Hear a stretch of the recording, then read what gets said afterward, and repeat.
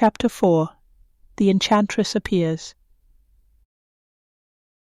The forest grew denser as Azural and Talvar pressed deeper into its shadows. Each step felt like a trespass, as if the trees themselves were watching, their skeletal branches clawing toward each other in a canopy that blotted out the fading light. The air held a chill that sliced through even Azural's warmth, clinging to her skin with an uneasy, weighty stillness. She felt it thrumming in her bones, a pulse of magic, ancient and coiled, woven into the very roots and branches around her, as if the forest itself were alive and watching.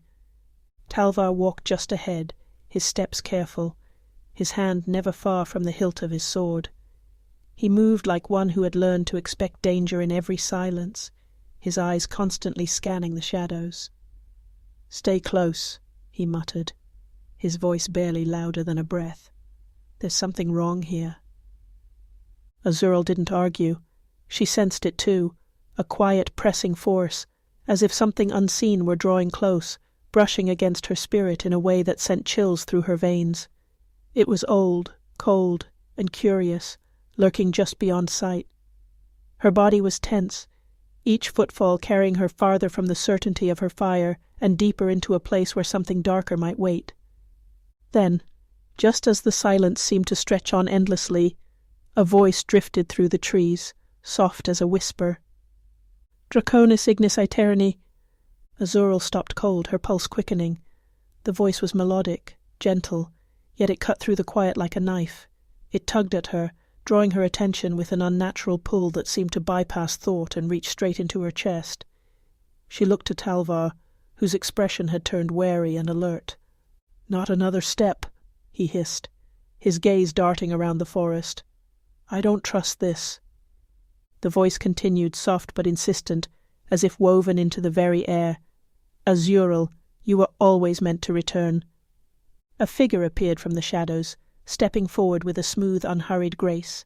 She was slight, cloaked in deep violet robes adorned with strange symbols that shimmered faintly in the dim light. Her dark eyes held an unreadable intensity, and her face, framed by dark, softly curling hair, was calm, almost amused, as though she'd been waiting for them. Azural's hands flared with blue fire, the warmth pulsing outward as though instinctively pushing back against the stranger's calm, unsettling presence. Her gaze sharpened, wary.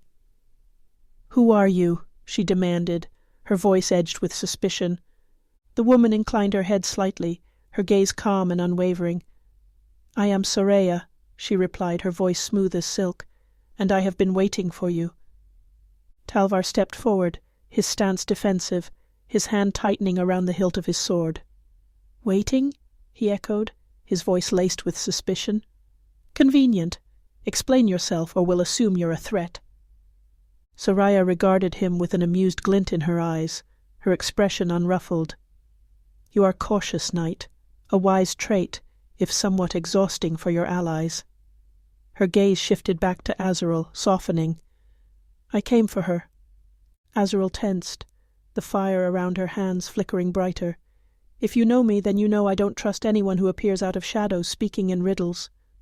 Soraya's smile faded slightly, though her expression remained calm. "Then allow me to be plain." She raised a slender hand, and a faint glow emanated from her fingertips, symbols appearing in the air between them. Symbols Azural recognized without knowing why. They pulsed faintly, and as the light grew, Azural felt a familiar sensation, a tug on something deep within her. Images flickered in her mind, memories, fragmented and blurry. She saw herself standing amidst a battlefield wreathed in flames, her hands ablaze, facing down a dark figure whose gaze was filled with hatred. She felt the rush of fire, the thrill of strength, the bitterness of betrayal, and the echo of a promise long buried. The visions faded as swiftly as they'd come, leaving Azural feeling raw and vulnerable, her breath shallow. She forced herself to stand tall, eyes narrowed. "What was that?" Soraya's gaze held a strange understanding, as if she felt the weight of each fragmented memory. "A glimpse of who you once were, and who you may yet become," she said softly, her voice low and resonant, stirring something deep within Azural, a sense of purpose, and something half-forgotten, ancient and fierce. You are more than what you see before you, Azural. You are the Draconis Ignis Aeterni, a force reborn in times of great need, with the power to restore or to destroy. Azural's heart pounded, her fists clenching as the title stirred something fierce within her, a purpose, a truth she could almost reach, but could not fully grasp. So you say, but I don't know you, and I don't trust you. Talvar stepped forward, his skepticism clear. If you know her past, that's convenient, but what do you want from her now?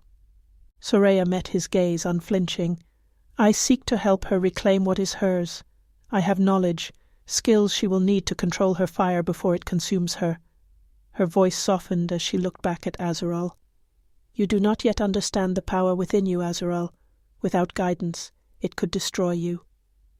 Azural felt the fire flicker in her veins, her pride prickling at the suggestion of her own instability. I don't need your guidance, she snapped, though she knew even as she spoke that it was only half true. I've survived this long without anyone's help. Soraya inclined her head, her expression patient but insistent. Perhaps, but you've barely scratched the surface of what you are capable of. She lowered her hand, the symbols fading from sight, though their memory lingered in Azural's mind. If you wish to learn, I can show you. Talvar's eyes narrowed, suspicion etched in every line of his face. It's not lost on me how you've appeared at exactly the right time. What's in it for you? Soraya's calm smile returned. I have my own reasons, but they don't concern you, knight. She looked back to Azural, her expression sincere. I am here because you will need allies if you are to face the darkness awaiting you. That darkness is tied to you in ways you have yet to understand. Azural's suspicion remained, but she could feel the truth of Soraya's words, even if she wished she didn't. Something about the woman's gaze was compelling, a sense of familiarity, as though she was a piece of a puzzle Azural had been searching for. She glanced at Talvar, who looked at her with clear skepticism. Talvar's hand gripped his sword tightly, his voice low and hard. We don't need her. Trusting someone who just appears from shadows. That's a recipe for betrayal. Azural's gaze flickered between Talvar and Soraya, her instincts at war with each other. She could feel Talvar's words tugging at her doubts, yet something about Soraya's presence felt right, despite the danger it might bring. She took a slow breath, turning back to Soraya. If you truly wish to help, then answer this, she said, her voice edged with warning. What is it you want from me? Soraya's expression softened, her gaze unwavering. I want only to see you become who you are meant to be, she replied, her voice filled with a quiet resolve. The world needs you, Azural, even if you do not yet know why, and I believe that together we can bring balance to the darkness that threatens it. The weight of Soraya's words settled over her, and despite herself, Azural felt the faintest spark of hope. She didn't want to trust this stranger, but she couldn't deny the pull that drew her toward Soraya.